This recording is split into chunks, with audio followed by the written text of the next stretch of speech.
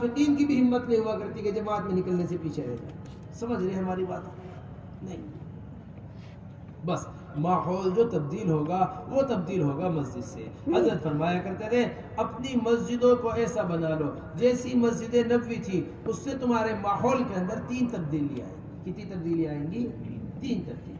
سب سے پہلی تبدیلی آئے گی انفرادی زندگی بدلے گی. دوسری تبدیلی آئے گی گھروں کا ماحول بدلے گا. تیسری تبدیلی آئے گی پورا محلہ ایسا بن جائے گا جیسے مسجد نبوی تھی. جیسے کیا تھی؟ مسجد نبوی.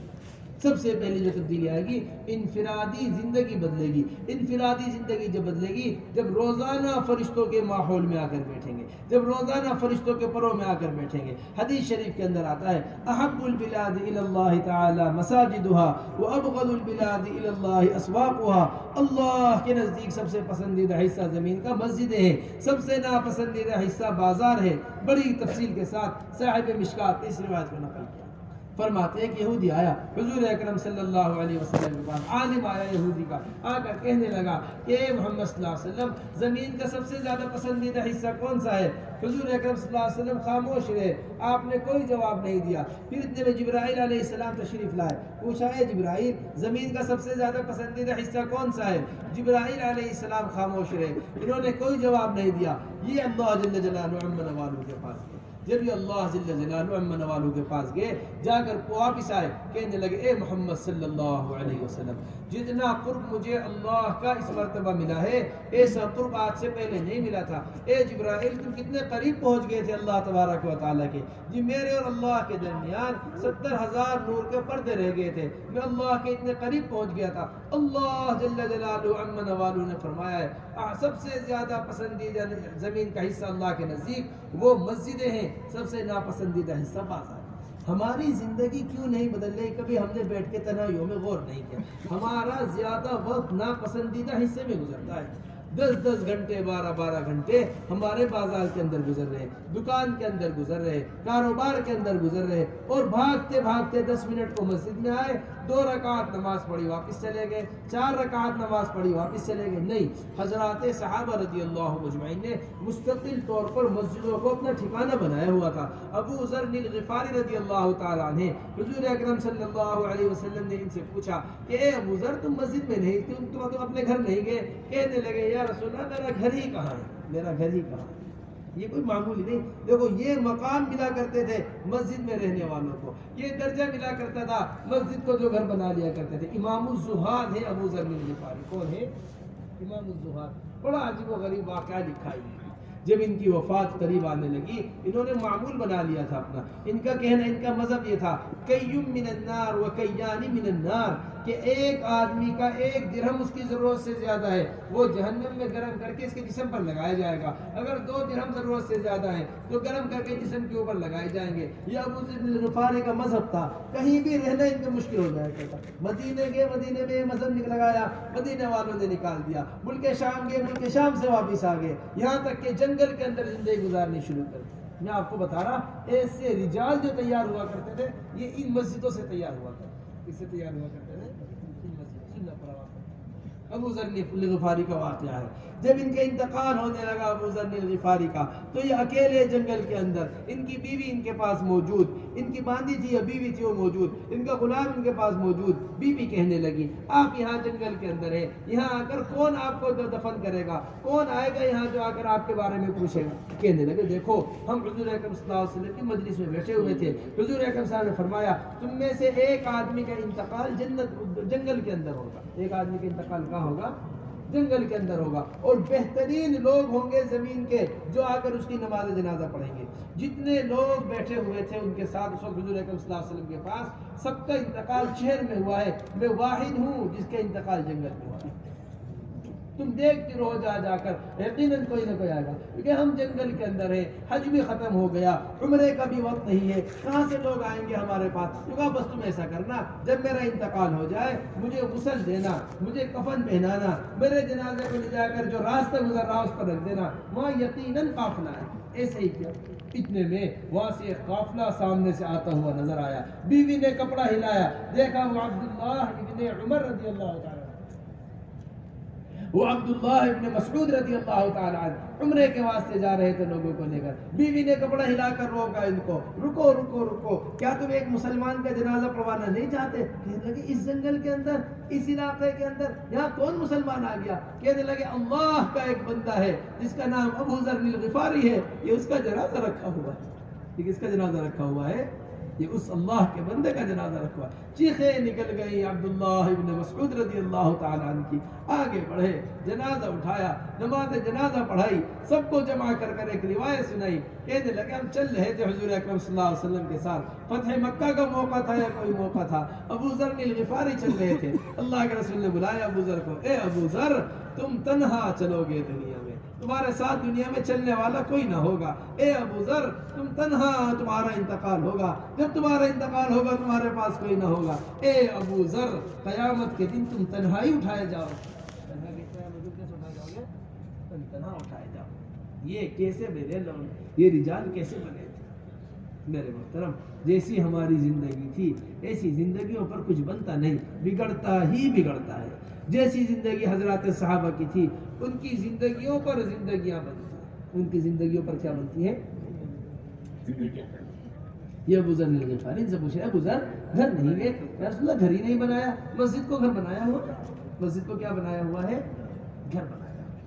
بس میرے محترم، المسجد بیت کل تقی، مسجد جو ہے وہ متقی، ہم نے تقوی پر ہی بات کی ساری شروع میں کہ تقوی کیسے پیدا ہوگا، وہ مسجد سے پیدا ہوگا۔ المسجد بیت کل تقی، متقیوں کا گھر مسجد ہے۔ جو آدمی مسجد کو اپنا گھر بنا لیتا ہے اللہ اس کے اوپر راحت کرتے ہیں، اللہ اس کے اوپر رحمت کرتے ہیں، پل صراط کا راستہ گزرنا آسان کر دیتے ہیں، اللہ جل جلالہ عم نوالہ جنت میں اس کا مقام، جنت میں اس کو داخل کرتے ہیں، اپنی رضا اس کے لیے شامل حال کر دیتے ہیں۔ یہ سب سے بڑا درجہ ہے۔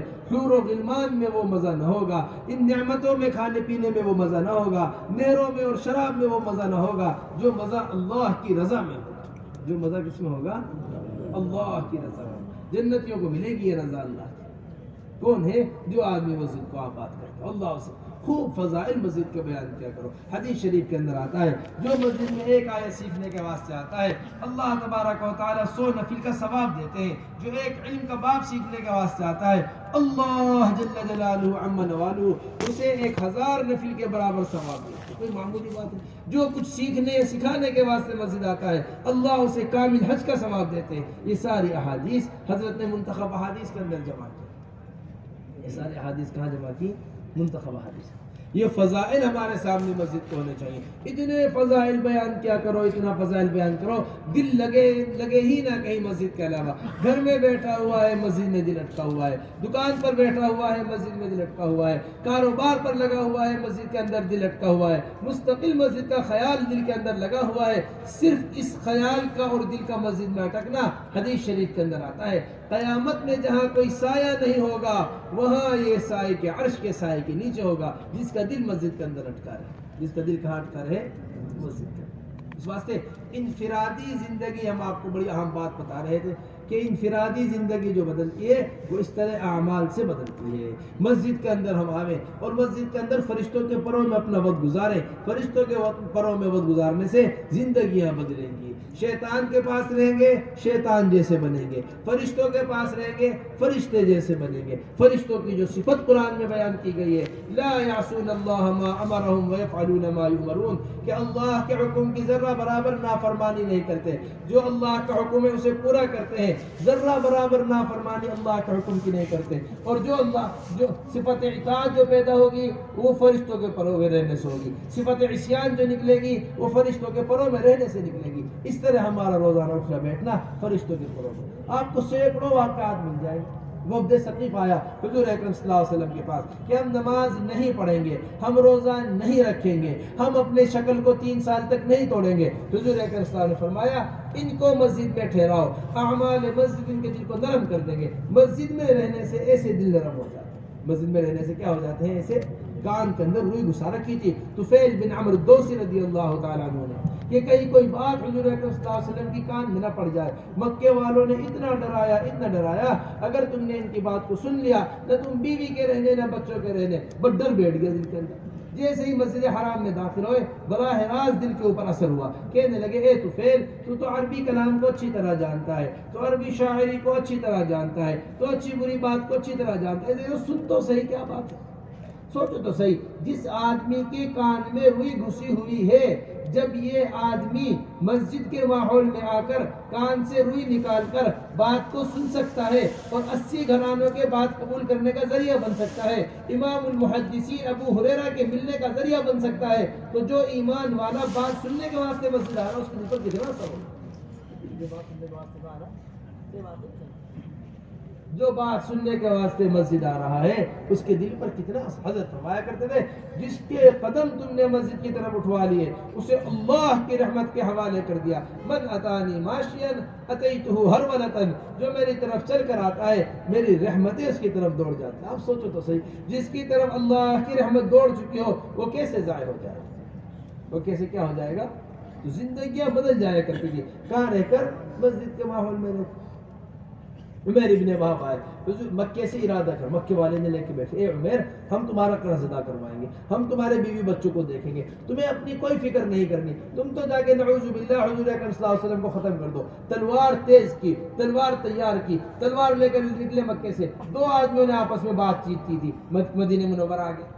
جیسے ہی مدینے میں داخل ہوئے حضرت عمر ابن خطاب نے دیکھا یہ عمیر آ رہا ہے, یہ تو مکہ کے شیطانوں میں سے ایک شیطان ہے. وہ یہ عمر ابن خطاب کے الفاظ ہیں. گرے باندھ پکڑا عمیر ابن وہب کا, تلوار پکڑی عمیر ابن وہب کی, لے کر آئے, پکڑ کے حضور اکرم صلی اللہ علیہ وسلم کی خدمت میں لے کر.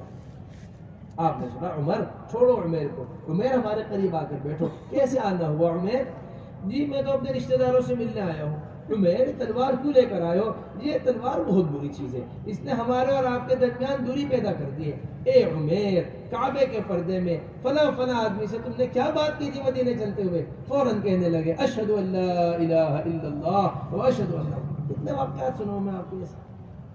صحابی کہتے ہیں میں جس وقت اللہ کے رسول صلی اللہ علیہ وسلم کی مبارک مجلس میں داخل ہو رہا تھا, پوری زمین پر سب سے زیادہ ناپسندیدہ چہرہ العیاذ باللہ وہ حضور اکرم صلی اللہ علیہ وسلم کا چہرہ تھا. میں نے جا کر اس مبارک چہرے پر نظر ڈالی, میں اس مبارک مجلس کے اندر بیٹھا. جب میں وہاں سے پلٹ کر اٹھا, پوری دنیا میں سب سے زیادہ پسندیدہ چہرہ میرے لیے حضور اکرم صلی اللہ علیہ وسلم کا. یوں زندگیاں بدل جائے گی, یوں زندگی کیا ہو جائے گا. بس جیسے لوہار کی بھٹی ہوتی ہے نا, لوہار لوہے کو بھٹی کے اندر پکا کر اسے نرم کر دیتا ہے. بعینی ایسے ہمارے ایمان کے حلقے ہیں, بعینی ایسی ہماری مسجد کی آبادی ہے, بعینی ایسے ہماری مسجدیں ہیں کہ اتنا پکے آدمی اتنا پکے اندر جا کر اتنے ایمان کے حلقوں کے اندر بیٹھے, اتنا فرشتوں کے پروں کے اندر بیٹھے, دل اس کا نرم پڑ جائے. دل نرم پڑتے ہی یہ تشکیل کرنا اس کی آسان ہوتا ہے. سمجھ پا رہے ہیں ہماری ساری بات؟ خلاصہ سن لو پوری مسجد کی آبادی. ہماری پوری مسجد کی آبادی کا خلاصہ یہ ہے. ایک حدیث میں آپ کو سناتا ہوں. حدیث شریف کے اندر آتا ہے کہ قیامت کے دن بعض لوگ نور کے منبر کے اوپر بیٹھے ہوئے ہوں گے, مشک کے ٹیلوں کے اوپر بیٹھے ہوئے ہوں گے, ان کے چہرے 14ویں چاند کی طرح چمک رہے ہوں گے. وہ دن قیامت کا وترا کل امت جاسیہ, آپ دیکھیں گے ہر قوم اپنے گھٹنوں کے بل پڑی ہوگی, نفسی نفسی کا عالم ہوگا, کوئی کسی کے مددگار نہیں ہوگا, کوئی کسی کی بات پوچھنے والا نہیں ہوگا. اس حال میں کچھ لوگ نور کے منبر کے اوپر بیٹھے ہوئے ہوں گے, اس حال میں کچھ لوگ مشک کے ٹیلوں کے اوپر بیٹھے ہوئے ہوں گے. نہ انبیاء میں سے ہوں گے نہ صدیقین, نہ انبیاء میں سے ہوں گے نہ شہداء میں سے ہوں گے. صحابہ حیران ہو گئے, نہ انبیاء ہوں گے نہ شہداء ہوں گے, مشک کے ٹیلوں پر بیٹھے. یا رسول اللہ کون لوگ ہوں گے؟ فرمایا وہ لوگ ہوں گے جو اللہ کی نظر میں بندوں کو محبوب بناتے ہوں, بندوں کی نظر میں اللہ کو. پورا خلاصہ ہے ہماری مسجد کے آبادی. کچھ نہیں کرنا, چل پھر کر لوگوں کی نظر میں اللہ کو محبوب بنانا ہے. جب ان کی نظر میں اللہ محبوب ہو جائیں گے, یہ احکامات کو پورا کریں گے, یہ نمازیں پڑھیں گے, یہ دعا ذکر کریں گے, یہ سارے کام کریں گے, پھر اللہ ان کو اپنی نظر میں محبوب بنائے گا. ابھی ہمارا سبق چل رہا تھا مشکات شریف, ایسی روایت آئی. روایت کے اندر آیا کہ سب سے بڑا صدقہ, اسے لائٹ کو کون مار رہا ہے, سب سے بڑا صدقہ جاریہ ہے, سب سے بڑا صدقہ جاریہ ہے آدمی کا نیک اولاد کا ہو. آدمی کے پاس کس کا ہونا؟ نیک اولاد کا ہونا. یہ کیا ہے؟ میں سوچ رہا تھا اس روایت کو پڑھاتے ہوئے، باپ بیٹے کا خونی رشتہ. باپ بیٹے کا کیسا رشتہ؟ خونی رشتہ. باپ کو کتنی محبت بیٹے سے ہوتی ہے، سب کچھ چاہتا ہے بیٹے کے حوالے کر دو. جب اس ایک بیٹے کو نیک بنانا قیامت میں صدقہ جاریہ ہوگا، پھر پورے محلے والوں کو نیک بنانا کتنا بڑا صدقہ جاریہ ہوگا جس سے اس لین دین جن سے کوئی خونی رشتہ نہیں، جن سے کوئی تعلق نہیں، بلا غرض صرف اللہ کی وجہ سے ان کو نیک بنا رہا جا کر، ان کو آبادہ کر رہا جا کر. جب اپنے بیٹے کا نیک بننا صدقہ جاریہ بنے گا تو پھر اس محلے والوں کا نیک بننا کتنا بڑا صدقہ جاریہ ہے، کتنا بڑا صدقہ کیا بنے گا؟ جاریہ بنے گا. ہمیں اندازہ نہیں. ہم ایک نمازی کو تیار کر دیں، میرے پیارو آپ دنیا سے چلے جاؤ گے، کارخانہ آپ تک نہیں پہنچے گا. آپ دنیا سے چلے جاؤ گے، آپ کی کچھ بھی تجارت ہو آپ تک نہیں پہنچے گی، کوئی پیسہ نہیں. فرمایا 3 چیزیں جاتی ہیں قبر تک، 2 چیزیں واپس آ جاتی ہیں، 1 چیز قبر میں ساتھ جاتی ہے. اولاد جاتی ہے قبر تک، اولاد قبر سے واپس آ جاتی ہے. مال جاتا ہے قبر تک، مال قبر سے واپس آ جاتا ہے. اعمال جاتے ہیں قبر تک، اعمال ہی قبر میں رہتے ہیں. روایت کے اندر آتا ہے خوبصورت چہرہ بن کر ایک آدمی آئے گا، یہ پوچھے گا کیسے پیارے لگ رہے تم، کتنی طبیعت تمہارے سے مانوس ہو رہی ہے، کون ہو تم؟ یہ کہیں گے وہ ہوں میں جو تم نے دنیا میں نیک اعمال کیے. میں وہ کون ہوں جو میں نے تمہیں دنیا میں. یہ پوچھتا رہے گا مستقل اس کے پاس. اس کی نسلوں میں آنے والی جو دینداری ہے اس کا ثواب یہ حاصل کرے گا جس نے ایک گشت میں، ایک ملاقات میں اسے ایمان کے حلقے میں لا کر بٹھایا تھا، جو ذریعہ بنا تھا اس کی زندگی کے بدلنے کا. ہمیں اندازہ نہیں کتنا بڑا کارخانہ ہے، ہمیں اندازہ نہیں کتنی کمائی کا راستہ ہے، ہمیں اندازہ نہیں. بس اس طرح ہمیں روزانہ اہتمام کے ساتھ مسجد کی آبادی کرنی ہے. مسجد کی آبادی 2 لفظوں کا نام ہے. اعمال مسجد، مسجد کے اندر زندہ کرتے ہوئے باہر کی ملاقاتوں کے ذریعے لوگوں کو مسجد کے اندر لے کر آنا. یہ حضور اکرم صلی اللہ علیہ وسلم کی مسجد کا معمول ہوا کرتا تھا. 3 کام حضور اکرم صلی اللہ علیہ وسلم کی مسجد کے اندر ہوا کرتے تھے. انہی 3 کاموں کے لیے گشت ہوا کرتے تھے. حضرات صحابہ رضی اللہ مجمعین پر جو گشت کیا کرتے تھے وہ انہی 3 کام کے لیے کیا کرتے تھے.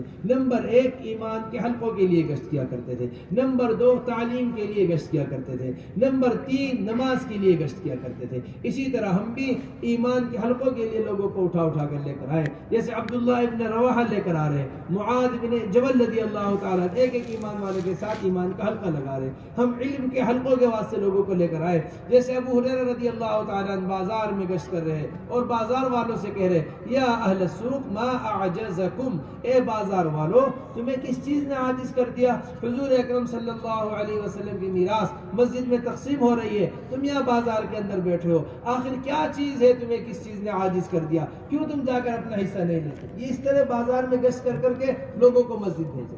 عمر ابن خطاب، بلال رضی اللہ تعالیٰ اذان مشروع ہونے سے پہلے ایک گھر پر جا کر لوگوں کو نماز کے واسطے لے کر آئے گا. سمجھ رہے ہماری بات؟ جو آدمی مسجد میں آ جائے 3 کام اس کے ساتھ کرو. سب سے پہلے اس سے نماز ادا کرواؤ. اس کو سمجھ لو اچھی طریقے سے، یہ سمجھو میرے محترم. ایک آدمی بے نمازی ہوتا ہے، 80 گھرانوں تک اس کی نحوست جاتی ہے. ہمارے محلے میں چور آ جائے ہم چور سے پریشان رہتے ہیں. ہمارے محلے میں اللہ نہ کرے کوئی شرابی آ جائے ہم شرابی سے پریشان.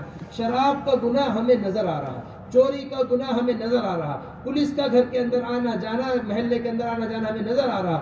نماز چھٹنے کی جو نحوست اتر رہی ہے وہ ہمیں نظر نہیں آ رہی. اس واسطے احساس نہیں، اس واسطے کیا نہیں ہے؟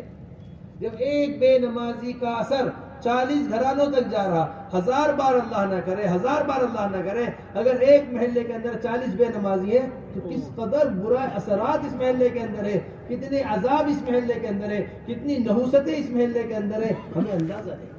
یہ مت سمجھو ہم نمازی تو سارے مسائل نہیں. ساری کشتی نمازیوں سے بھری ہوئی، ساری کشتی روزے داروں سے بھری ہوئی، ساری کشتی زکات دینے والوں سے بھری ہوئی، ساری کشتی حج کرنے والوں سے بھری ہوئی. اگر ایک آدمی اس کشتی میں سوراخ کرے گا اور یہ سب کے سب مل کر اس کو سوراخ کرنے سے نہیں روکیں گے، سب کو لے کر غرق ہو جائے گا. سب کو لے کر کیا ہو جائے گی؟ نہیں سمجھنے والی بات. اس بات کو غور کرنا. حدیث سنائی ہے ہم نے آپ کو، اپنی بات نہیں کہ اگر سارے نیک لوگوں سے بھری ہوئی کشتی ہے، ایک آدمی بار بار یہ کہتا ہے کہ مجھے اوپر جانا پڑتا ہے، اوپر والوں کو تکلیف ہوتی ہے پانی لینے کے واسطے، کیوں نہ میں کشتی میں نیچے ہی سے بیٹھ کے سوراخ کر لوں، یہیں سے پانی روک لوں گا، نکال لوں گا. اگر یہ سب مل کر اس کو نہیں روکیں گے تو سب کے سب پانی کے اندر غرق ہو جائیں گے. یہ ہے ایک بے نمازی کا محلے کے اندر، یہ ہے ایک بے نمازی. مسئلہ صرف اس کا نہیں ہے، اگر ہمارے اندر اس کی فکر نہیں ہے، آنے والے عذاب سے ہم نہیں بچ سکتے، آنے والے عذاب سے ہم نہیں بچ سکتے۔ وہ عابد جس نے پلک جھپکنے کے بقدر نافرمانی نہیں کی تھی، یہ حکم دیا جاؤ جبرائیل اس بستی کو پلٹ دو جا کر، یہ فلاں عابد ہے، پلک جھپکنے کے بقدر بھی اس نے نافرمانی نہیں کیے، اس عابد کے ساتھ بستی کو پلٹنا، ہمارے احکام اس کے سامنے توڑے جا رہے تھے، اس کے دل پر ذرہ برابر بھی اس بات کا خیال نہیں گزرا، اس بستی کو اس کے ساتھ پلٹ، اس بستی کو کیسے پلٹ دو؟ اس عابد کے ساتھ۔ بس میرے محترم دوستو بزرگو، سمجھو اس بات کو، یہ ذمہ داری ہمارے اوپر، ایک ایک ایمان والے کی ذمہ داری ہے ہمارے اوپر، صرف اپنی ذات کا مسئلہ نہیں، دنیا میں بسنے والے سارے مسلمانوں کی ذات کا مسئلہ، سارے محلے والوں کی مسئلہ ہے، سارے علاقے والوں کا مسئلہ ہمارے سے جڑا ہوا ہے۔ سارے بڑی پیاری بات یاد آئی مولوی صاحب کو بات سننا اچھی طرح۔ حضرت جی مولانا یوسف صاحب کا بیان پڑھ رہا تھا، حضرت بیان کے اندر فرما رہے ایمان والا ایک داعی ایسا ہوتا ہے جیسا پولیس ٹریفک والا ہوتا ہے۔ جیسا کون سا ہوتا ہے؟ ٹریفک کا پولیس والا۔ ٹریفک کا پولیس والا چوراہے پر کھڑا ہوتا ہے، ادھر کی لائن روک دی، ادھر کی لائن چلا دی، ادھر کی لائن لگا دی، ادھر کی لائن روک دی۔ اگر یہ ٹریفک کا پولیس والا اپنی ذمہ داری پہ سے ہٹ جائے، اخبار پڑھنے چلا گیا، چائے پینے چلا گیا، پیشاب کرنے چلا گیا، اپنی ذمہ داری پر کسی کو کھڑا نہیں کیا اس نے، تو جو بھی حادثہ ہوگا، حادثہ کرنے والے کو بعد میں پکڑا جائے گا، ٹریفک پولیس والے کو پہلے پکڑا جائے گا۔ ایسے ہوگا نا بھائی، آپ ایک ذمہ داری پر تھے، آپ اپنی ذمہ داری سے ہٹے ہو، اس بات سے حادثہ ہوا ہے، اس بات سے کیا ہوا ہے؟ اور اگر یہ اپنی ذمہ داری پر موجود ہو، قوم لوط علیہ السلام اپنی ذمہ داری پر موجود ہے، جب تک لوط علیہ السلام بستی سے نکلے نہیں، جبرائیل علیہ السلام نے بستی نہیں پلٹی۔ اگر یہ اپنی ذمہ داری کے اوپر موجود ہے تو جسے کوئی پوچھنے والا نہیں، اس کی طرف کوئی انگلی اٹھانے والا نہیں، حادثہ کرنے والوں کو پکڑا جائے گا۔ کس کو پکڑا جائے گا؟ حادثہ کرنے والے۔ حضرت فرمایا کرتے تھے جتنے گناہ ہو رہے ہیں، جتنے چوریاں ہو رہی، جتنی شراب پی جا رہی، جتنا اللہ کا حکم پر رکھا جا رہا، اگر ہم دل سے اس کو برا سمجھتے ہیں، ہم اس کو بدلنے کی فکر کے اندر ہے، ہم اس کو بدلنے میں لگے ہوئے ہیں، تو پھر آنے والے ان کے اوپر جو عذاب ہوگا اس سے ہم بچ جائیں گے۔ اگر اللہ نہ کرے اس کی فکر پر نہیں ہے تو اگر آنے والا عذاب ہوا پھر ہم بچ نہیں پائیں گے۔ پھر ہم کیا نہیں ہوں گے؟ لکھا ہوگا ہے حضرت مولانا یوسف صاحب۔ بس میرے محترم دوستو بزرگوں، اس بات کا پوری طریقے سے اہتمام کرو کہ لے کے آیا کرو، سب سے پہلے نماز ادا کروایا کرو۔ ہمارا حضرت یہ فرماتے ہیں جو آدمی نماز ادا کر لے گا ایک مرتبہ، جو سر اللہ کے سامنے جھک جائے گا، اس کے اندر خود بات قبول کرنے کی صلاحیت پیدا ہو جائے گی۔ جو سر اللہ کے سامنے نہیں جھکے گا، اس کے اندر بات قبول کرنے کی، کیسے ہی تقریر کر لو آپ، کیسی بیان کر لو آپ، کیسے اچھے انداز سے آپ سمجھا لو، جو اثر نماز پڑھنے کے بعد دل پر ہوتا ہے وہ نہیں ہو سکتا۔ پھر اسے لا کر تعلیم کا حلقے میں بٹھاؤ۔ تعلیم کا حلقہ ہمارے منتخب احادیث سے ہو، فضائل اعمال، فضائل صدقات سے ہو، آنے والوں کے اعتبار سے مسجد کے اندر تعلیم کیا کرو، آنے والوں کے اعتبار سے مسجد کے اندر بیٹھ کر تعلیم کیا کرو، اور خوب سمجھایا کرو آنے والوں کو، خوب فضائل سنایا کرو۔ ہمارے سامنے فضیلت نہیں ہے میرے محترم دوستو، یہ حضور اکرم صلی اللہ علیہ وسلم کی مبارک زبان سے نکلے ہوئے الفاظ، یہ حضور اکرم صلی اللہ علیہ وسلم کی زبان مبارک سے ادا کیے ہوئے الفاظ، خدا کی قسم کوئی متبادل نہیں ہے، ان کا کوئی متبادل نہیں۔ اچھے سے اچھا بیان کرنے والا، اچھے سے اچھی تقریر کرنے والا، اچھے سے اچھے بات کا ادا کرنے والا، وہ بات نہیں آ سکتی اس کے اندر جو اللہ کے رسول صلی اللہ علیہ وسلم کی مبارک زبان کے اندر۔ وما ينطق عن الهوى ان هو الا وحی یوحى، اللہ ہی زبان پر الفاظ جاری کر رہا ہے، ہدایت چھپی ہوئی ان الفاظ کے۔ اس طرح ہم خوب آنے والوں کے ساتھ ایمان کے حلقے لگانے سے پہلے تعلیم کے اندر اللہ کے راستے کے فضائل سنا رہے، فضائل سنا کر اب فضیلت کے اوپر حلقہ لگا رہے، مسجد کی آبادی سنا کر اب مسجد کی آبادی کے واسطے تشکیل کر رہے، اللہ کے راستے کی اہمیت بتا کر مسجد کیا تعلیم بتا کر اب تعلیم کی فکر کرے۔ اس طرح ایک ایک ایمان والے کو آتا ہے۔ پھر اسی کے ساتھ ساتھ ہمیں ایمان کے حلقوں میں لوگوں کو لے کے بیٹھنا کرو گے، اسی طرح جس طرح ہم بتا رہے ہیں، سمجھ میں بھی آ رہی بات، کچھ ہاں ہوں تو سمجھ رہے نا بات کو اچھی طریقے سے۔ ایمان کے حلقے ہر ایمان والا روزانہ لگائے۔ دیکھو یہ ایمان کے حلقے ہماری ضرورت ہے، جس طرح بیمار کو دوا کی ضرورت ہے، اسی طرح ہمیں ایمان کے حلقوں کی، ہمیں کس کی ضرورت ہے؟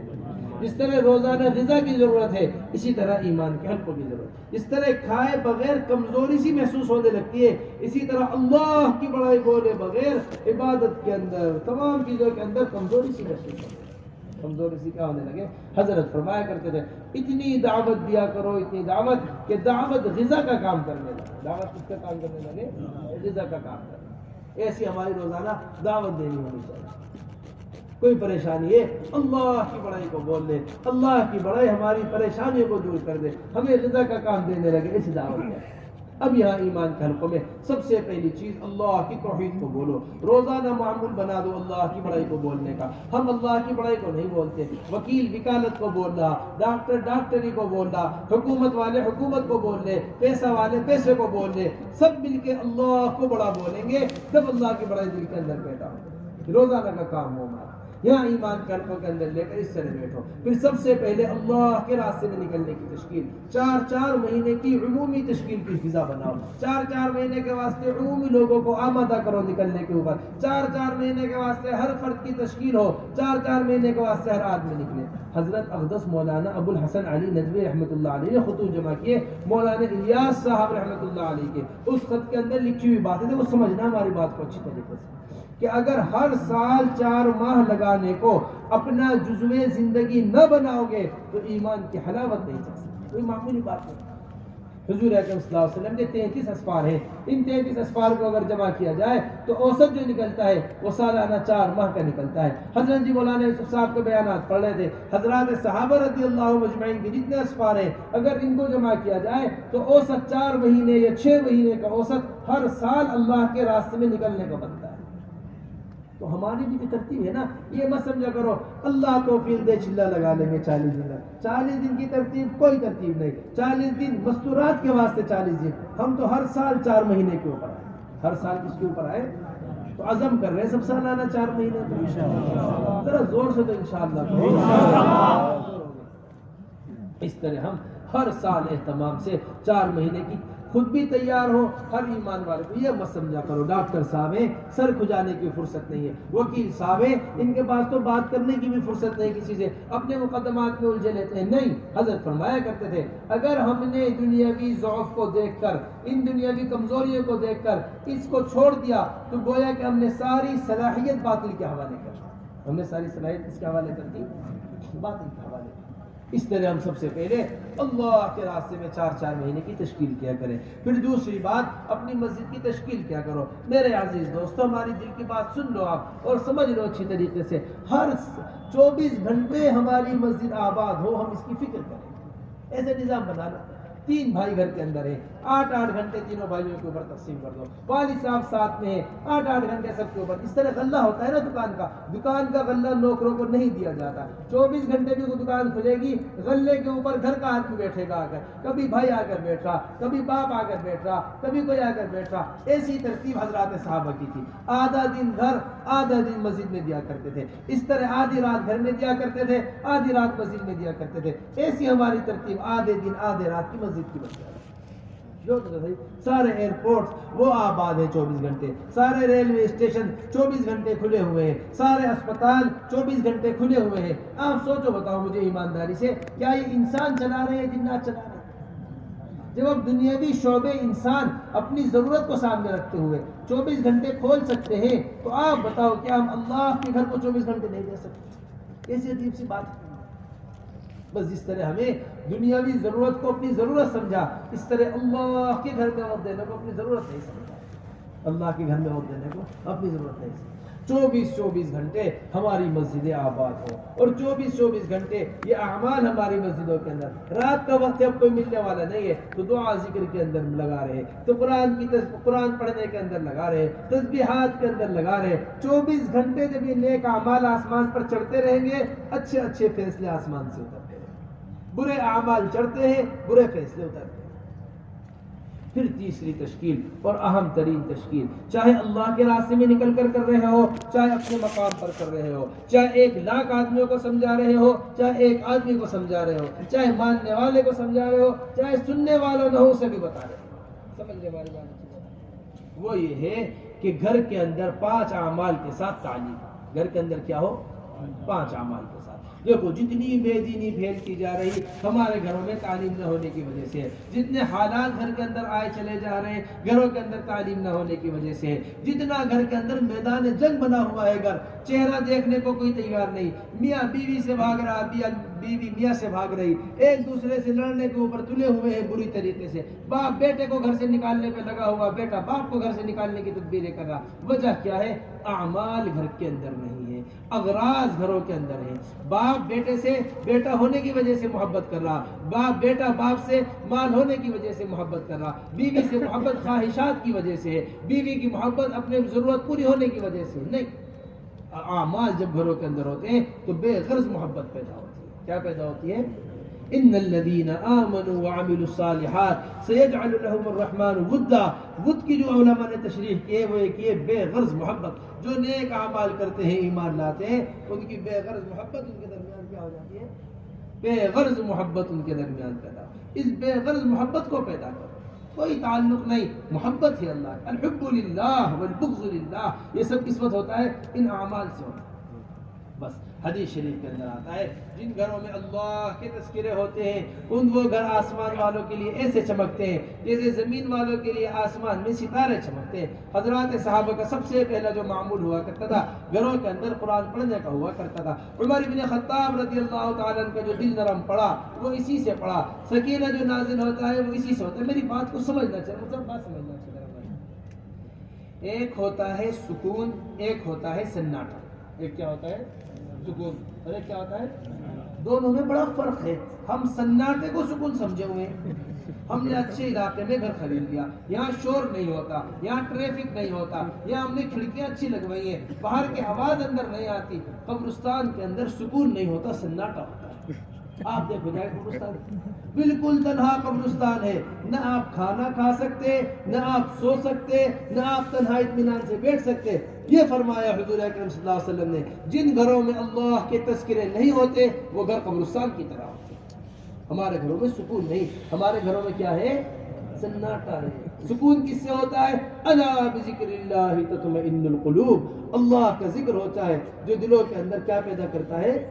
سکینہ اترتا ہے، فرشتے اتر آتے ہیں گھروں کے اندر، فرشتے۔ اسید ابن حضیر آئے، حضور یا رسول اللہ میں رات قرآن پڑھ رہا تھا، میری گھوڑی نے اچھلنا شروع کر دیا۔ اے اسید قرآن پڑھتے رہتے، یا رسول اللہ میں قرآن پڑھتا رہا گھوڑی اور اچھلی۔ اے اسید قرآن پڑھتے رہتے، یا رسول اللہ میں قرآن پڑھتا رہا گھوڑی اور اچھلی۔ قریب بچہ یحییٰ لیٹا ہوا تھا، میں نے سلام پھیر کر یحییٰ کو اٹھا لیا، کہیں گھوڑی اس کو کچل نہ دے۔ دیکھتا کیا ہوں، سر کے اوپر ایک بادل اترا ہوا ہے۔ سر کے اوپر کیا نظر آیا؟ ایک بادل۔ اس بادل کے اندر کچھ روشنی سی ہے، کچھ چراغ سے جل رہے ہیں بادل کے اندر۔ میرے دیکھتے ہی دیکھتے وہ بادل دوبارہ آسمانوں میں اوپر چلا گیا۔ اے اسید، تمہارا قرآن سننے کے واسطے آسمان سے فرشتے اتر رہے ہیں۔ اگر تم صبح تک قرآن پڑھتے رہتے تو سب لوگ فرشتوں کو دیکھ لیتے۔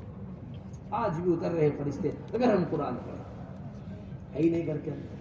10 سال گزر گئے، 15 سال گزر گئے شادیوں کو، کبھی والدہ کا قرآن نہیں سنا، کبھی بیوی کا قرآن نہیں سنا، کبھی بہن کا قرآن نہیں سنا۔ ساری خدمت والدہ کی کر لی، ساری ضرورتیں بیوی کی پوری کر لی، نئے کپڑے پہنا دیے، اچھا کھانا کھلا دیا، اچھا گھر بنوا دیا۔ علماء نے لکھا ہے نفقے اور سکنے سے زیادہ ضروری ہے قرآن کی تعلیم دینا، دین کی تعلیم دینا۔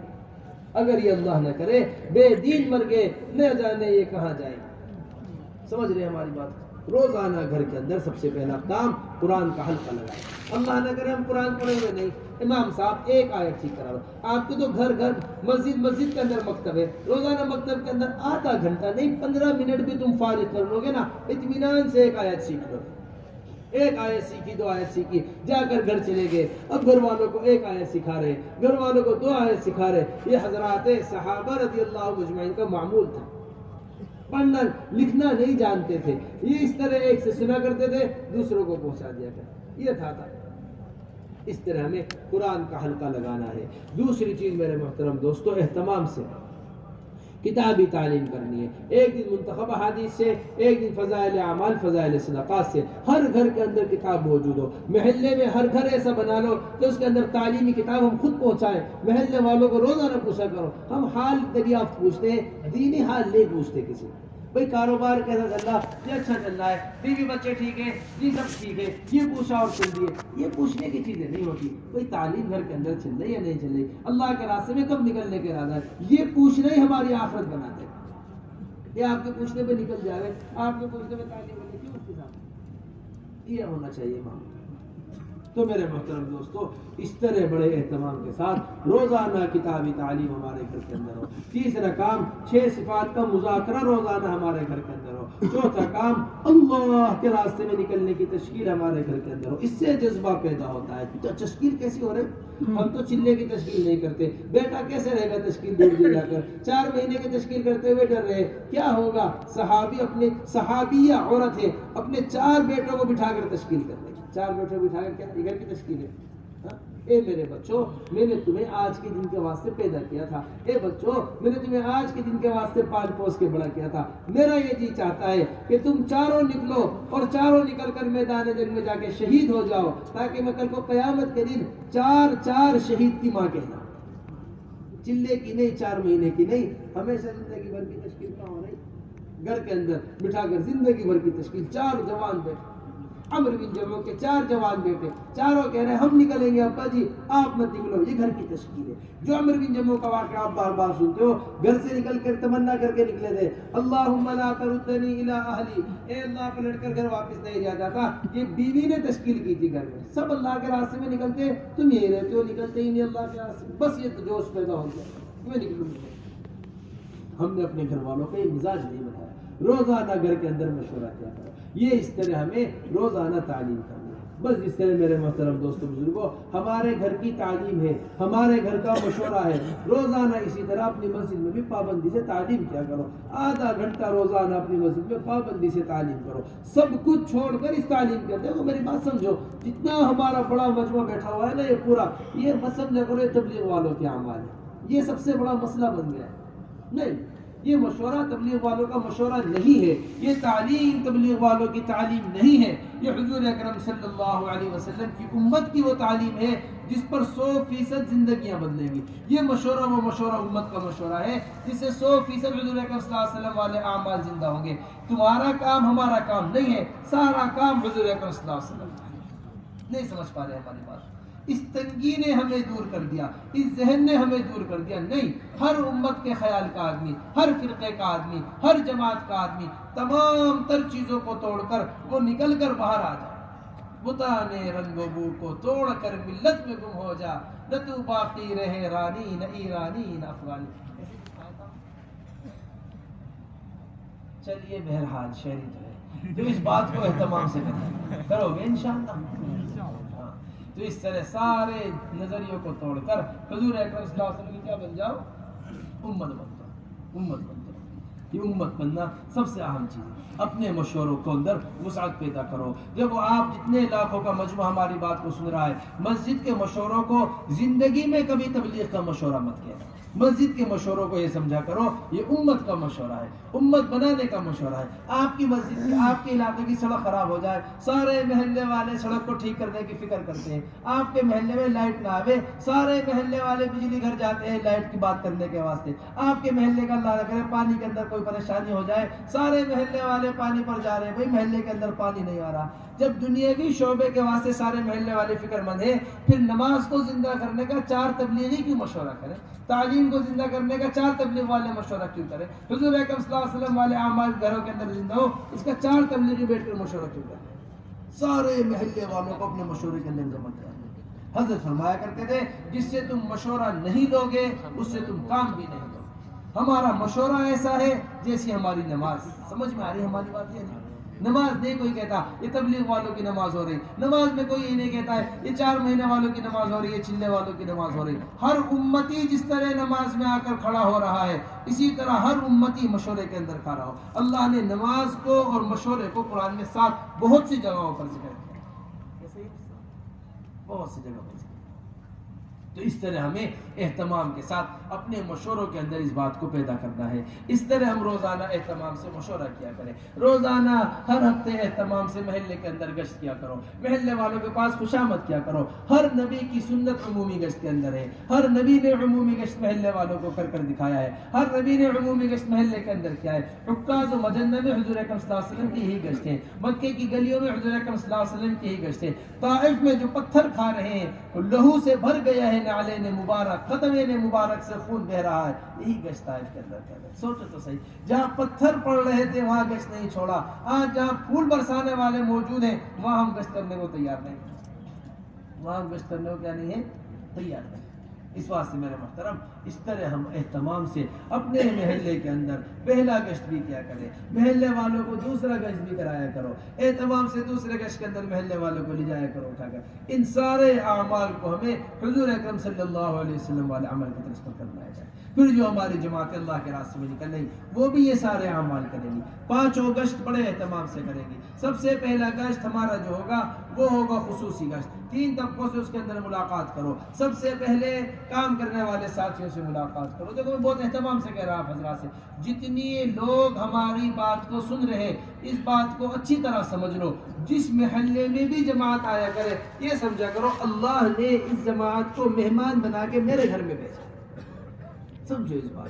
پڑوسی کی اگر آپ بے اکرامی کرو گے پڑوسی آنا آپ کے گھر میں چھوڑ دے گا. کیسا ہی آپ کو پڑوسی ہو, کیسی وسعت والا پڑوسی ہو, آپ سوچو تو صحیح. جب ہم اللہ کے مہمانوں کی بے اکرامی کریں گے پھر اللہ کیوں کر اپنے مہمانوں کو ہمارے گھر کے اندر بھیجے. یہ جماعت والے تم سے پیسہ نہیں مانگتے, یہ جماعت والے تم سے کھانا نہیں مانگتے, یہ جماعت والے تمہارے سے کوئی چیز نہیں مانگ رہے. ہماری آخرت بنانے کے واسطے تمہارے دروازوں کو اپنے گھروں کو چھوڑ کر آئے ہوئے ہیں تاکہ تمہاری آخرت بن جائے. کتنی قدر ان کی ہمارے دل کے اندر ہونی چاہیے. کچھ بھی باتیں نہیں.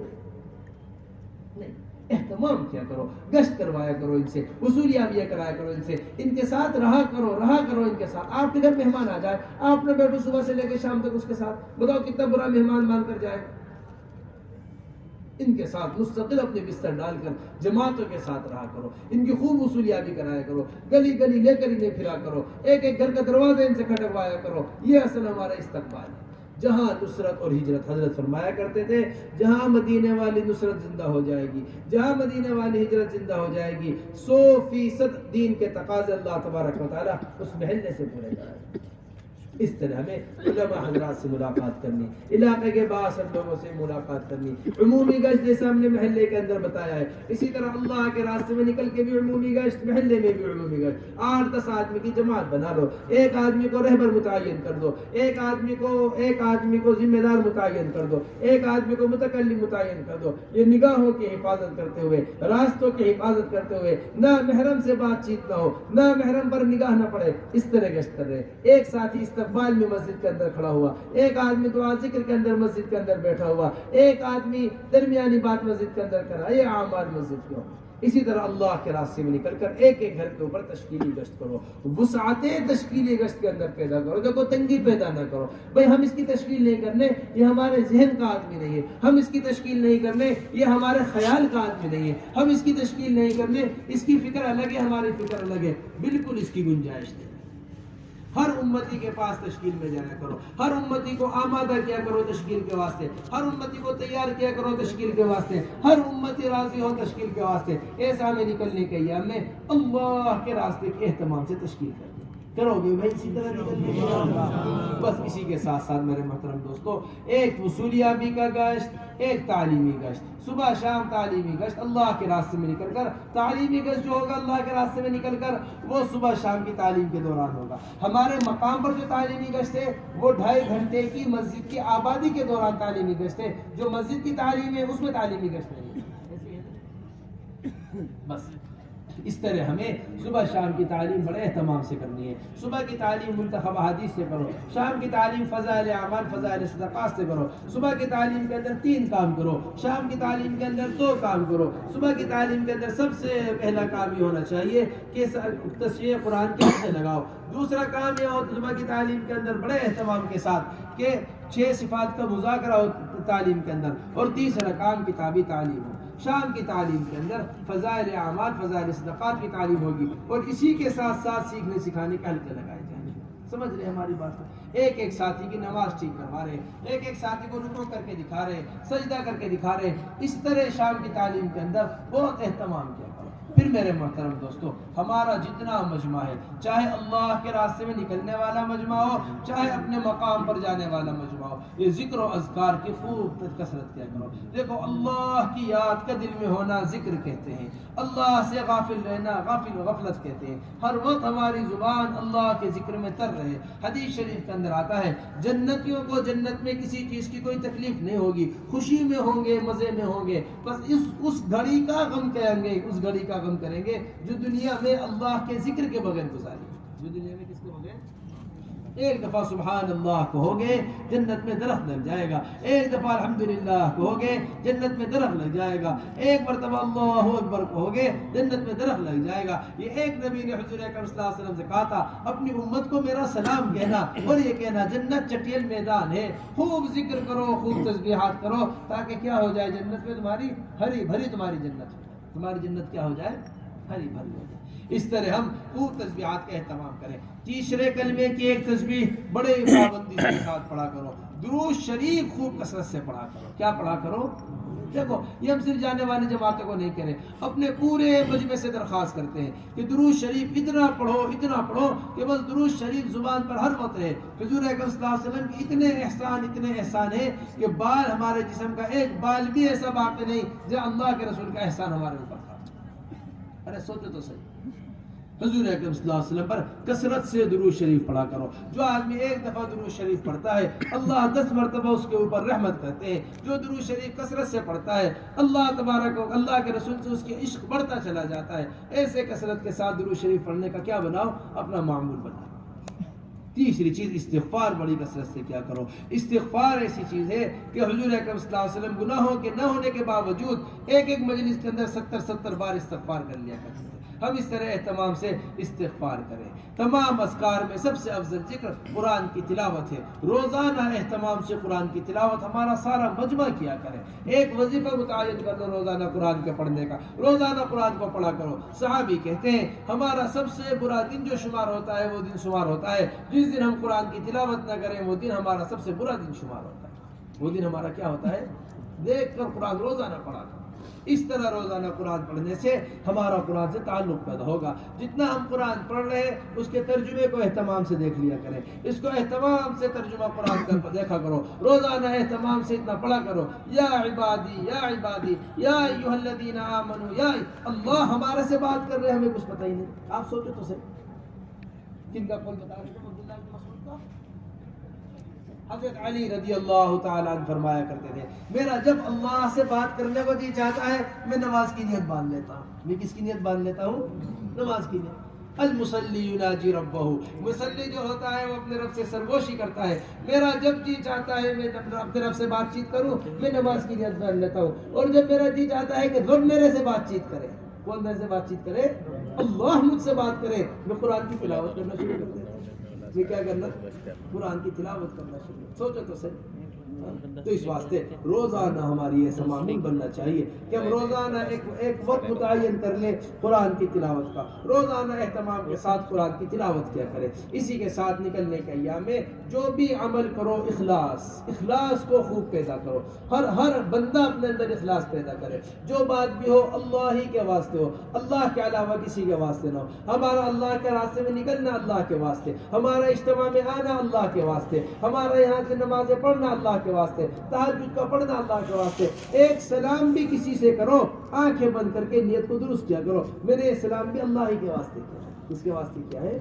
نہیں محلے میں میرا چرچا ہو جائے میں نے فلاں کام کیا، بس یہی سب سے بری بات ہے. صحابی کہہ رہے یا رسول اللہ اگر کوئی آدمی چاہتا ہے کہ اللہ کے راستے میں نکل کر اسے ایک تیر مل جائے یہ چاہتا ہے. فرمایا قیامت میں اس تیر کے علاوہ اسے کچھ نہیں ملے.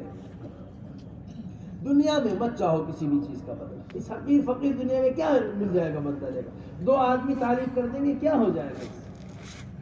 2 جگہ تذکرہ ہو جائے گا کیا ملے گا؟ اس جو بھی کر رہے کس کے واسطے کرو؟ اللہ کے واسطے کرو. ابو ہریرہ رضی اللہ تعالیٰ عنہ کی روایت ہے سب سے پہلے دوزخ میں ڈالا جائے گا وہ شہید کو ڈالا جائے گا، اس قاری کو ڈالا جائے گا جس نے قرات میں وقت گزارا، اس سخی کو ڈالا جائے گا جس نے مال سخی کو سخاوت کے ساتھ خرچ کیا، اس کے ساتھ خرچ کیا، سخاوت کے ساتھ خرچ کیا. کیوں؟ کیونکہ تینوں کام دنیا میں اس واسطے کیے تھے تاکہ دنیا میں سخی کہلایا جائے، تاکہ دنیا کے اندر شہید کہلایا جائے، تاکہ دنیا کے اندر قاری کہلایا جائے. اللہ کہیں گے دنیا میں سب کچھ کہلایا جائے گیا.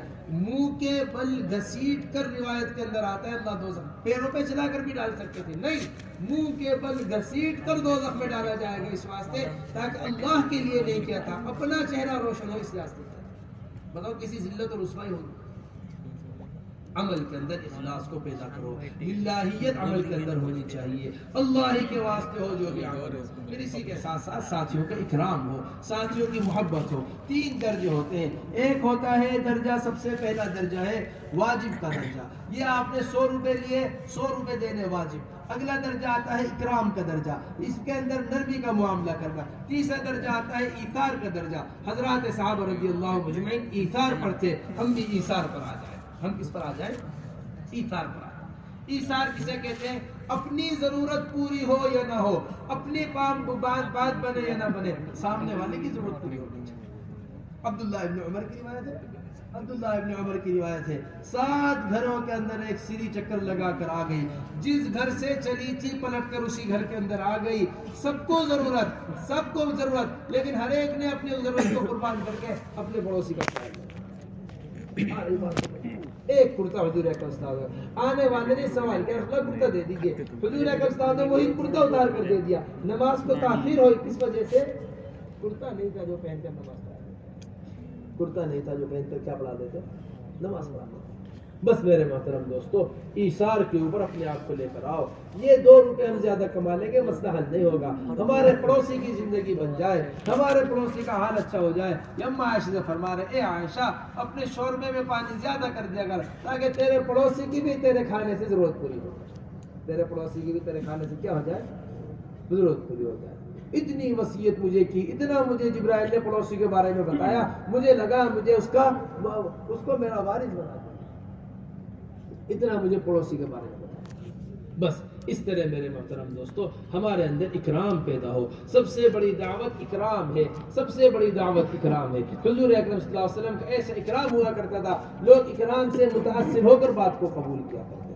پھر اسی کے ساتھ ساتھ اہتمام اس بات کا کرنا ہے کہ ہم سب اجتماع والے جتنے بھی لوگ اجتماع میں آئے ہوئے ہیں وہ اس بات کا اہتمام کریں، چاہے اپنی مسجد کی سطح ہو، چاہے اپنی محلے کی سطح ہو، چاہے اللہ کے راستے میں نکل رہے ہو، چاہے مسجد کا مشورہ ہو، امیر کی اطاعت خوب کرنی ہے. امیر کی کیا کرنی ہے؟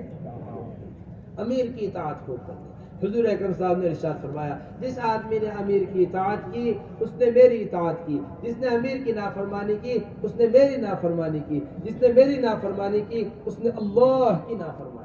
اس نے کس کی نافرمانی کی؟ پھر اللہ کے راستے میں نکل کر بھی، اور جو واپس جانے والے ساتھی ہیں وہ بھی. اس بات کی کوشش کیا کرو ہمارا وقت بجائے لا یعنیوں میں گزرنے کے ہمارا وقت ذکر اذکار میں گزرا کرے. ہماری کوشش بات کی ہو کہ لا یعنی بات زبان سے کم کہا کریں. اللہ کے راستے میں نکل کر شعر و شاعری بالکل نہیں کرنی. کیا نہیں کرنی ہے؟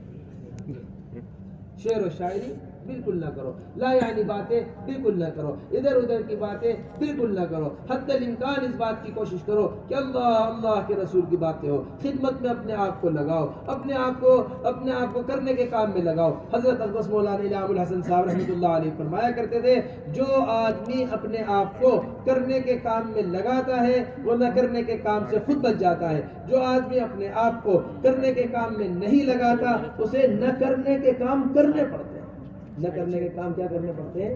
کرنے پڑتے ہیں. اور اللہ کے راستے میں نکل کر اس بات کو خوب اہتمام کرنا ہے کہ اپنی کھانا روزانہ خود بنانا. حضرت جی مولانا یوسف صاحب رحمۃ اللہ علیہ فرمایا کرتے نکلنے والی جماعتیں صرف 2 کام کر لیں، تبلیغ سمجھ بھی جائیں گی، علاقے والوں کو تبلیغ سمجھا بھی دیں گی. اگر ان 2 کام میں سے کوئی ایک کام رہ گیا، نہ تبلیغ سمجھ پانی نہ علاقے والوں کو سمجھا پانی. ایک عمومی گشت جیسا کرنے کا حق ہے ایسا عمومی گشت کرے، ایک اپنا چولہا روزانہ خود چلائے. بہت اہم بات آپ سے عرض کر رہا، بلکہ سارے ہی مجمع سے عرض کر رہا. یہ بات کو ایسے نکلنے والی جماعتوں کے لیے میرے محترم دوستو، مسجدوں کو صاف ستھرا رکھا کرو. اپنی مسجدوں کو کیا رکھا کرو؟ اب اس کی مانگن ختم ہوتا جا رہا بہت تیزی سے. نہیں بھائی، مسجد ہو تو اللہ کا گھر ہے، مسجد کی صفائی کمیٹی کی ذمہ داری نہیں ہے، مسجد میں پانی ختم ہے کمیٹی والے بھریں گے، مسجد کے اندر چٹائی ہے کمیٹی والے لا کر بچھائیں گے، مسجد کے اندر فلاں چیز نہیں ہے کمیٹی والے لا کر لگائیں گے، مسجد کے اندر لائٹ نہیں ہے کمیٹی والے لا کر لگائیں گے، مسجد کے اندر پنکھا نہیں، کمیٹی کا گھر نہیں ہے مسجد، مسجد کس کا گھر ہے؟ اللہ کا گھر۔ مسجد کی جو بھی ضرورت ہوا کرے ہمارے ساتھی خود پوری کیا کریں، ہم مشورہ کر رہے ہیں مسجد کے اندر، ہم تعلیم کر رہے ہیں مسجد کے اندر، ہم 24 گھنٹے مسجد کو آباد رکھ رہے ہیں، ہم لوگوں کو گشت کر کے ملاقاتیں کر کے مسجد کے اندر لے کر آ رہے ہیں، جب سارا کام ہم ہی کر رہے ہیں مسجد کا، پھر کمیٹی کیا ضرورت؟ کمیٹی والے سارے کام کریں۔ عمر بن خطاب رضی اللہ تعالیٰ خلافت کی مشغولی میں ایسے مشغول رہا کرتے تھے، اقامت اور تکبیر تحریمہ کے دوران بھی بعض مرتبہ امور خلافت کے اندر مشغول رہا کرتے تھے، اس کے باوجود عمر بن خطاب مسجد نبوی سے مسجد قباء جایا کرتے تھے صرف جھاڑو دینے کے لیے۔ ہم جس مسجد کے اندر نماز پڑھ رہے ہیں اس میں جھاڑو دینے کے لیے تیار نہیں، جس مسجد کے اندر رہ رہے اسے صاف کرنے کے لیے تیار نہیں، یہ ہماری مسجدوں کا حال ہے۔ مسجدوں میں جا رہے سامان نہ بکھیرا کرو، مسجدوں میں جا رہے قرینے کے ساتھ سامان لگایا کرو، مسجدوں میں جا رہے تو دیوار کی جانب، سجدے کی دیوار کی جانب سامان مت رکھا کرو، ایسا سامان رکھا کرو کہ پتہ بھی نہ چلے کہ جماعت مسجد کے اندر آئی ہوئی ہے۔ جہاں جہاں سے ہماری جماعتیں گزرے قانون کی پوری رعایت کیا کرے۔ کیا قانون کی رعایت؟ ٹرین کے اندر ہر کس حلقہ لگانے کی اجازت نہیں ہے، ایک ایک جگہ پر بیٹھ کر انفرادی اعمال کے اندر لگے ہوئے، انفرادی دعوت و عبادت کے اندر لگے ہوئے ہیں۔ اسٹیشن پر جا رہے ہو تو اسٹیشن پر تعلیم کا حلقہ نہ لگاؤ۔ حدیث شریف کے اندر آتا ہے جو آدمی راستے کو تنگ کرتا ہے، یہ منزل کو تنگ کرتا ہے، اللہ تبارک و تعالی اس کو جہاد کا اجر نہیں دے، اسے کیا نہیں دیتے؟ جہاد کا کیا نہیں دیتے؟ اجر نہیں دیتے۔ بس اس طرح ہمیں ان ساری چیزوں کی رعایت کرنی ہے، قوانین کے خاص طور سے اللہ کے راستے میں نکل کر ہمیں رعایت کرنی ہے۔ کرو گے بھائی انشاءاللہ؟ اب آخری بات اور سب سے ضروری بات یہ ہے کہ ہمارا جتنا مجمع آیا ہوا ہے اور ہمارا جتنا مجمع موجود ہے، یہ سب عزم کرے کہ ہمارے یہاں آنے کا مقصد اللہ کے راستے کی نقل و حرکت۔ کیا تھی اللہ کے راستے کی؟ نقل و حرکت۔ دیکھو، نقل و حرکت سے بڑھ کر فضیلت کی کوئی چیز نہیں ہے، اللہ کے راستے میں نکلنے سے بڑھ کر کوئی چیز نہیں۔ ہم اللہ کے راستے میں اپنے چھوٹے چھوٹے آزار کی وجہ سے نہیں جا رہے، کسی کے سامنے اس کی بیوی ہے، کسی کے سامنے اس کے بچے ہیں، کسی کے سامنے کھیت ہے، کسی کے سامنے کاروبار ہے، ہم ان چھوٹی چھوٹی چیزوں کو آج نہیں چھوڑ رہے، کل کو یہ ساری چیزیں ہمیں چھوڑ کر چلی جائے گی۔ نہ بیوی کام آنی، نہ بچے کام آنے، نہ باپ کام آنا، نہ بھائی کام آنا۔ قرآن تفصیل سے بیان کر رہا ہے، یوم یفر المرء من اخیہ وامہ وابیہ وصاحبتہ وبنیہ لکل امرئ منہم یومئذ شأن یغنیہ۔ اس دن کیا ہوگا؟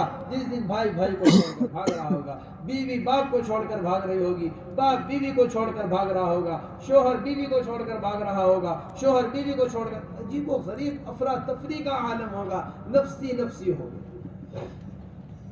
شوہر کو جنت میں جانا ہے، بیوی جنت میں جا رہی، ایک نیکی دے گی نہیں۔ باپ کو جنت میں جانا ہے، بیٹے کو جنت میں جانے کے واسطے ایک نیکی چاہیے، باپ ایک نیکی سے درجہ بلند کر لے گا اپنا، اپنے بیٹے کو دوزخ سے نہیں نکالے گا۔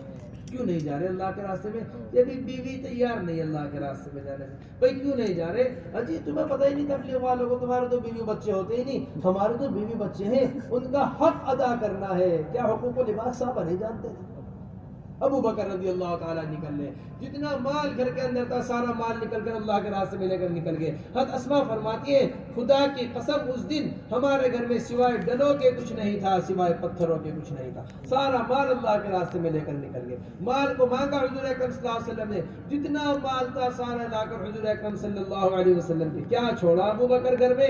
جی اللہ اور اللہ کے رسول کا نام چھوڑا ہے، اس کے علاوہ میں نے گھر کے اندر کچھ نہیں چھوڑا۔ یہ ابو بکر رضی اللہ تعالیٰ ایسے مال صحابہ خرچ کیا کرتے تھے اللہ کے راستے۔ اس مال خرچ کیا کرتے تھے اللہ کے راستے۔ عثمان غنی رضی اللہ تعالیٰ 950 اونٹ دیے تھے خندق کے موقع پر، عثمان غنی رضی اللہ تعالیٰ نے ایسا مال خرچ کر رہے اللہ کے راستے میں۔ یہ بڑے بڑے فضائل، ہمارے مال کا تو مصرف ہی کوئی نہیں رہ گیا۔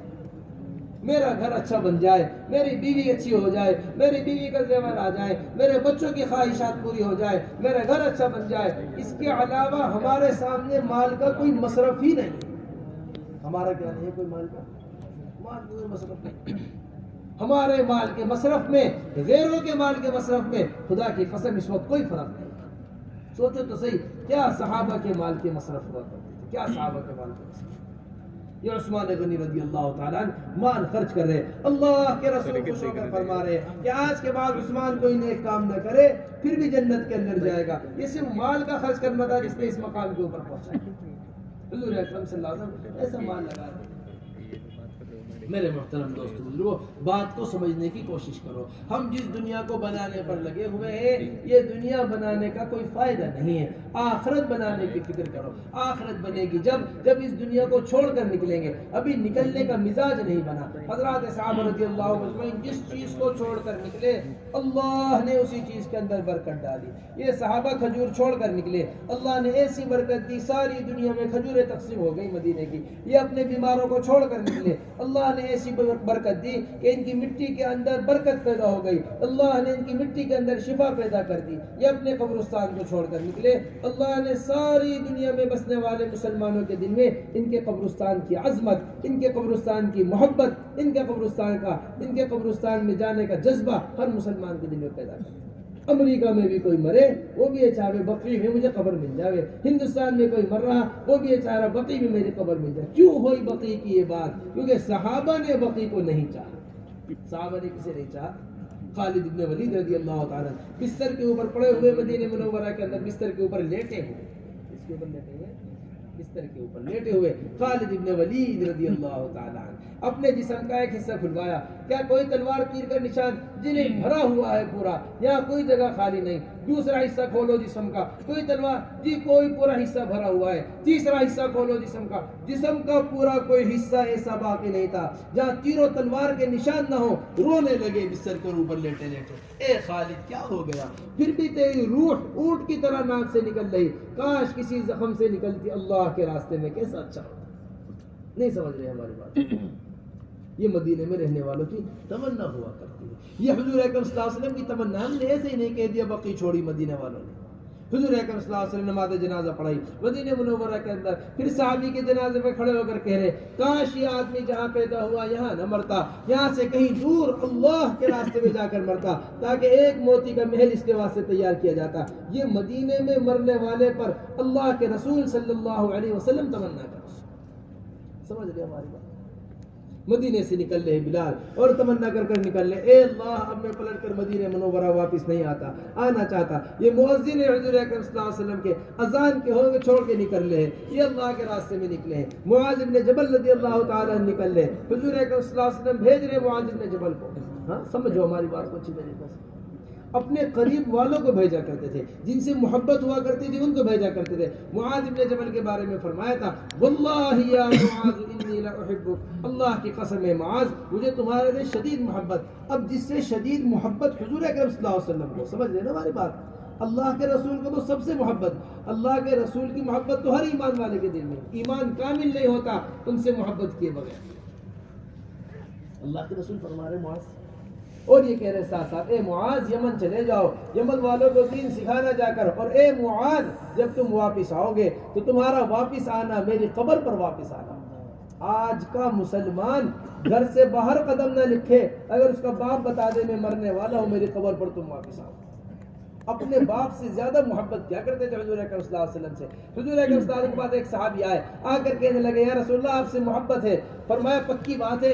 جی پکی بات ہے، جاؤ اپنے باپ کا سر لے کر آؤ۔ دوڑے فوراً جیسا کوئی انعام لینے جا رہے ہو، جیسا کوئی چیز لینے، بلوایا واپس، کہاں جا رہے ہو؟ جی ابا جی کا سر اتار کر لے کے آتا ہوں۔ آپ نے کہا فرمایا نہیں، میں دنیا میں رشتے توڑنے کے واسطے نہیں آیا، میں تو دنیا میں رشتوں کو جوڑنے کے واسطے آیا۔ میں کس کا؟ جہاں ایسی محبت کرے رہا، ایسی محبت صحابہ کن سے تھی؟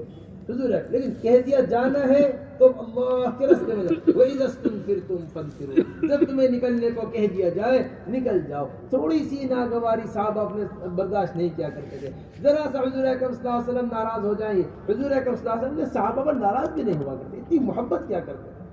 اگر کسی سے غلطی بھی ہو جاتی ہے فرماتے ما بال اقوام، کیا ہو گیا تمہیں؟ حضرت انس رضی اللہ تعالیٰ عنہ فرماتے ہیں 10 سال خدمت کی ہے، 10 سال میں نے حضور اکرم صلی اللہ علیہ وسلم کی، کبھی یہ نہیں کہا اے انس تم نے ایسا کیوں کیا، تمہیں ایسا کرنا چاہیے۔ کتنی محبت ہوگی حضور اکرم صلی اللہ علیہ وسلم۔ لیکن اس کے باوجود ایک صحابی اللہ کے راستے میں نکلنے سے رہ گئے، 50 دن تک اللہ کے رسول ناراض۔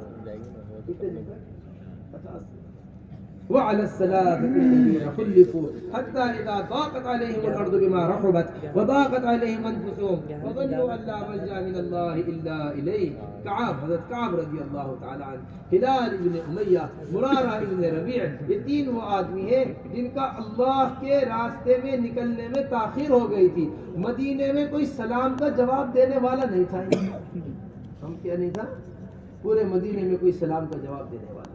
ہمیں کوئی اثر ہی نہیں ہوتا. بیٹے کے لگے 4 بجے کوئی بات نہیں، پھر لگ جائیں گے. چلا لگا نہیں جی کوئی بات نہیں، پھر لگ جائے گا. پڑوسی کا لگا نہیں جی کوئی بات نہیں، لگ جائے گا. ایک خیر کا کام ہے، جب جی چاہے کر لیں. ایسا نہیں. جب دین کا تقاضا آئے نکلو اس کے واسطے. ایک مرتبہ وہ ایوب انصاری نہیں نکلے، ساری زندگی استغفار کیا کرتے تھے کہ میں کیوں نہیں نکلا اللہ کے راستے. 50 دن ایسے گزارے. 40 دن بعد حضور اکرم صلی اللہ علیہ وسلم نے فرمایا، میں اس واقعے سے ایک بہت اہم بات نقل کرنا چاہتا ہوں، یہ سمجھنا اچھی طریقے سے. 40 دن بعد اللہ کے رسول نے کہوایا اپنی بیویوں کو اپنے سے الگ کر دو. انہوں نے پوچھا، یہ آئے ہلال ابن امیہ کی بیوی ہے ان کے پاس، کہنے لگے جی میرا شوہر تو بوڑھا آدمی ہے، کوئی خدمت کرنے والا نہیں ہے، کوئی کھانا بنانے والا نہیں ہے، کیا میں اس کی خدمت کر لوں گا؟ خدمت تو کر لو لیکن وہ تمہارے قریب نہ آئے. فرمایا قریب؟ 40 دن جب سے آپ ناراض ہیں سوائے رونے کے میرے شوہر کا کوئی کام نہیں. کون تھی یہ؟ ہلال ابن امیہ کی بیوی. ہلال ابن امیہ صرف اس بات پر کہ اللہ کے راستے میں نہیں نکلا، اللہ کے رسول ناراض ہیں، 40 دن تک مستقل روتے ہوئے گزار دیے. ہم سوچے تو صحیح. بس میرے محترم دوستو، دل کے اوپر بات کو لینے کی اب ضرورت ہے بہت زیادہ.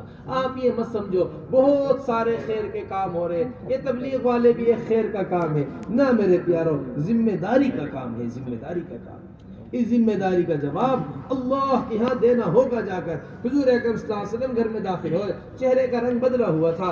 اما عائشہ رضی اللہ تعالیٰ عنہ سمجھ گئیں کوئی بڑی بات پیش آئی ہے، فوراً دیوار کے ساتھ چمٹ گئیں. حضور اکرم صلی اللہ علیہ وسلم مسجد میں داخل ہوئے، ممبر پر تشریف لائے اور ممبر پر تشریف لا کر فرمایا امر بالمعروف کرتے رہو، نہی عن المنکر کرتے رہو، ورنہ اللہ تمہارے اوپر ظالم بادشاہوں کو مسلط کر دیں گے. تم بد دعائیں کرو گے، تمہاری بد دعائیں بھی قبول نہ ہوں گی. یہ اس کی عملی محنت ہے، یہ نقل و حرکت. امر بالمعروف نہی عن المنکر کی عملی محنت ہے، یہ نقل و حرکت. سمجھو ہماری بات. یہ گشت ہمارے یہ عملی محنت ہے. یہ لوگوں کے درمیان نکل کر محنت کرنا یہ عملی محنت ہے. اگر یہ امر بالمعروف اور نہی عن المنکر ختم ہو گیا پھر دیکھو کیا حالات آ رہے ہیں. اس واسطے بڑے بڑے دینی طبقے ختم ہو گئے، بڑے بڑے دینی علاقے ختم ہو گئے، بڑے بڑے دینی کیا کہنا چاہیے مراکز ختم ہو گئے. وجہ کیا ہوئی تھی کہ دین کی محنت ختم. حضرت فرمایا کرتے تھے کہ یہ ترتیب ہے کہ نبی آتے ہیں، دعوت آتی ہے، دین آتا ہے. نبی چلے جاتے ہیں، دعوت چلی جاتی ہے، دین چلا جاتا ہے. اب یہ حضور اکرم صلی اللہ علیہ وسلم جس وقت دنیا سے تشریف لے کر گئے، حضور اکرم صلی اللہ علیہ وسلم کے جاتے ہی ابھی حضور اکرم صلی اللہ علیہ وسلم کی قبر مبارک کے اندر جنازہ رکھا نہیں گیا تھا کہ اسامہ کے جماعت کو روانہ کرنے کی فکر شروع ہو گئی. دیکھو تو صحیح، آپ تصور نہیں کر رہے ہماری بات، سمجھ ہی نہیں رہے ہماری بات. ارے میرے پیارو، ہم کھیت کو چھوڑ کر جانے کو تیار نہیں، دکان کو چھوڑ کے جانے کو تیار نہیں، بیوی بچوں کو چھوڑ کے جانے کو تیار نہیں. صحیح سلامت ہے سب گھروں کے اندر.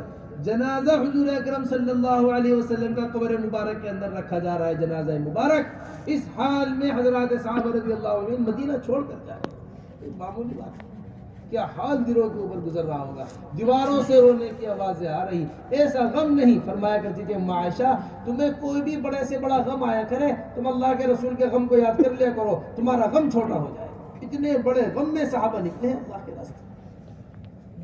ابو ہریرہ رضی اللہ تعالیٰ اتنی قسمیں کھایا کرتے تھے، اتنی قسمیں کہ لوگ کہا کرتے تھے ابو ہریرہ اتنی قسمیں مت کھاؤ، اتنی قسمیں مت کھاؤ، اپنے حال پر رحم کرو. اتنی قسمیں کھا کر کہا کرتے تھے اگر ابو بکر رضی اللہ تعالیٰ عنہ نہ ہوتے تو کوئی زمین پر اللہ کو سجدہ کرنے والا باقی نہ تھا. کوئی زمین پر اللہ کو کیا کرنے والا نہیں. سمجھ رہے ہماری بات.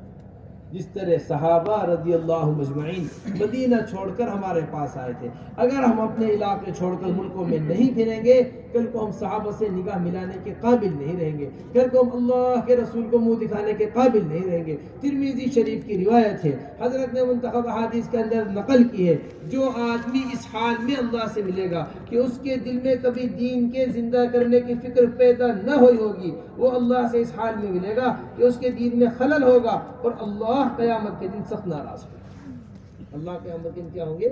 سخت ناراض ہوگا۔ آپ سوچو ہم کتنی فکر کر رہے ہیں، صبح سے لے کے شام تک دکان چل جاوے اس کی فکر ہے، بیوی خوش ہو جاوے اس کی فکر ہے، بچے خوش ہو جاوے اس کی فکر ہے۔ ذرا سوچا کرو تنہائیوں میں بیٹھ کر کسی وقت اللہ کو خوش کرنے کے واسطے ہم نے کیا کیا ہے؟ یہ ایسے ہی نہیں ہے۔ وَمَا خَلَقْتُ الْجِنَّ وَالْإِنسَ إِلَّا لِيَعْبُدُونَ، میں نے انسان اور جنات کو جو پیدا کیا وہ محض اپنے تعارف